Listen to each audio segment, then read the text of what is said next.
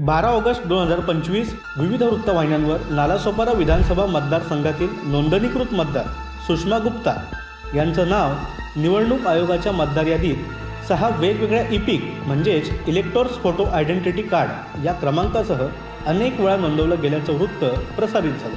त्याच दिवशी याची पडताळणी करण्यासाठी निवडणूक आयोगाच्या अधिकृत संकेतस्थळावर उपलब्ध असलेल्या मतदार यादीत सुषमा गुप्ता या नावासंबंधित सर्व इपिक क्रमांक राष्ट्रवादी काँग्रेस पार्टी शरदचंद्र पवार पक्षाच्या प्रदेश कार्यालयात आम्ही डाउनलोड केले।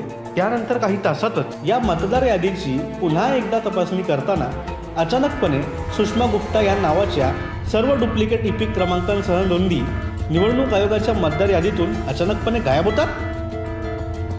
आम्ही सांगतोय ते खोटं वाटतंय का? तर हा घ्या पुरावा। आजही तुम्ही जर निवडणूक आयोगाच्या अधिकृत संकेतस्थळावर भेट दिली आणि सुषमा गुप्तांचे हेच इपिक क्रमांक शोधलेत तर ते 12 ऑगस्ट 2025 या तारखेच्याच मतदार डिलिशनच्या यादीमध्ये सापडतात। मग हे बोगस नोंदीचं डिलिशन एकाच दिवसात कसं घडलं? ही कोणती लपवाछपवी आणि ही कोणती सारवासारव?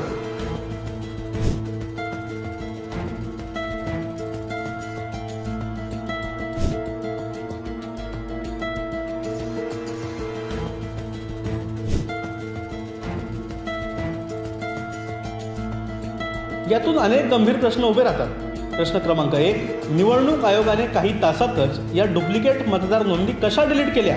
प्रश्न क्रमांक 2, या नोंदी हटवण्यापूर्वी निवडणूक आयोगाने कोणती तपासणी प्रक्रिया राबवली? प्रश्न क्रमांक 3, निवडणूक आयोगाने मतदाराच्या वास्तव्याची प्रत्यक्ष पडताळणी अवघ्या काही तासातच कशी केली?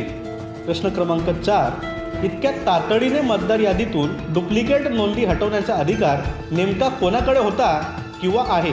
प्रश्न क्रमांक 5, या नोंदी हटवण्यासाठी लागणारा फॉर्म क्रमांक 7 म्हणजेच फॉर्म 7 इतक्या कमी वेळात कोणी सादर केला आणि कोणी त्याला मंजुरी दिली? प्रश्न क्रमांक 6, जर डुप्लिकेट मतदारांची नोंद इतक्या त्वरेने शोधून काढून डिलीट करता येत असतील तर आम्ही सादर केलेल्या डुप्लिकेट मतदारांच्या प्रकरणांवरही अशीच तातडीने कारवाई का होत नाही?